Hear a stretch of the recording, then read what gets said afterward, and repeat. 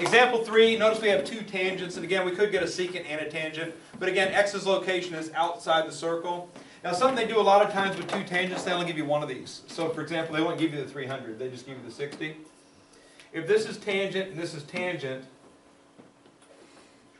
this is one arc of the circle, this is the rest of the circle, and a circle has 360 degrees, so if they didn't give you the other one, 300 plus 60 makes 360, know that the arcs would add up to 360 in that scenario. Alright? So when they give you two tangents, occasionally they'll only give you one of the two arcs, but again it's very easy to find the other arc.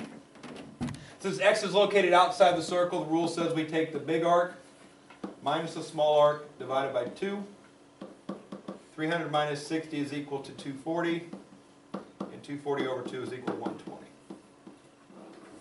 Oh, look at that. Alright, now let me just make a quick comment here and then I'm going to set you off to do your homework. More properties.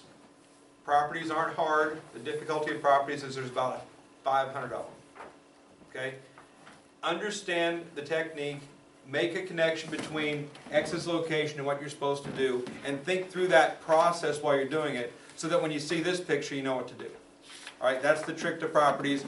You see a picture, you have to have a way of processing the image, going through your memory banks of properties to come up with a technique or a true equation.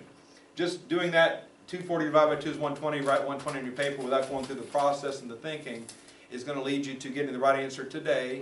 About a week from now you're not going to remember the rules and then you won't be able to get those problems right anymore. Okay?